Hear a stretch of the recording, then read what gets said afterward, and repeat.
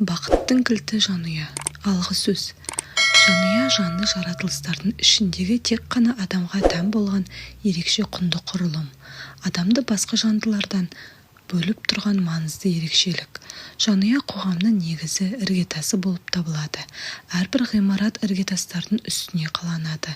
Ғимараттың іргетасы мықты болмаса, ғұмыры ұзаққа бармайды. Титтей сілкіністерден ақ қирап қалады.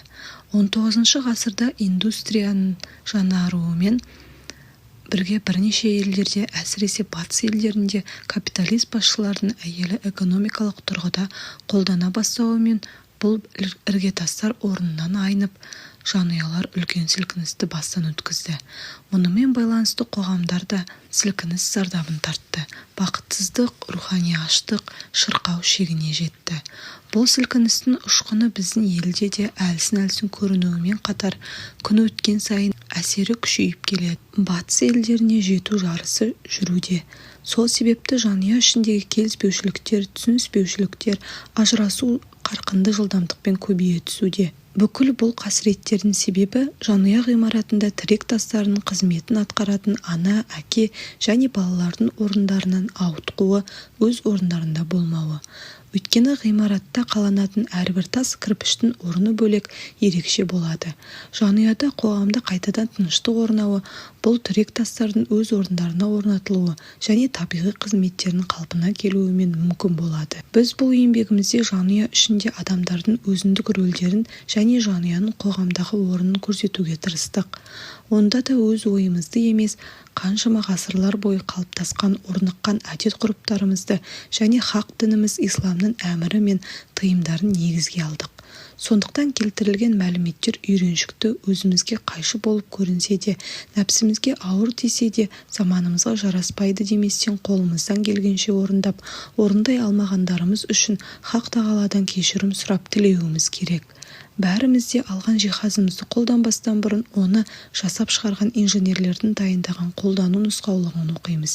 Өйткені бұл жиһаздың ең тиімді сапалы түрде өнім ала алу үшін мұны қалай қолдану керектігін ең жақсы білетін осы инженерлер екеніне сенеміз.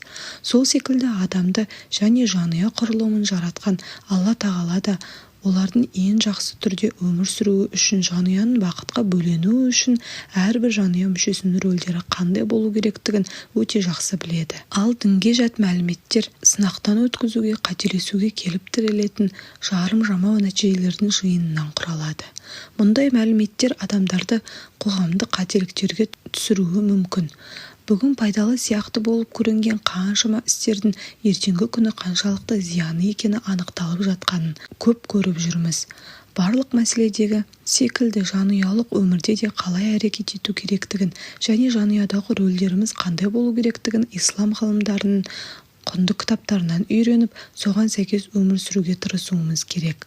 Біз бұл кітабымызда ислам ғұламаларының құнды кітаптарынан пайдаланып, бұл теңдесі жоқ ілімдерді сіздерге ұсынуға тырыстық. Құран кәрімде Аллах тағала Аллах үйлерінде сендер үшін тыныштық және бақыттың мекені етті делінген. Ал үйлеріміздің тыныштық және бақыт отауына айналуы Аллах тағаланың білдірген үкімдеріне мойынсынуымызға байланысты. Бұларға неғұрлым көп мойынсынатын болсақ, бақыт пен тыныштық та соғұрлым арта түседі. Мойынсынбайтын болсақ, әркім өз бетінше ереже үкім шығаратын болса, үйлерде тыныштық қалмайды. Үйінде тыныштығы болмаған қоғамның көшелерінде де тыныштығы болмайды.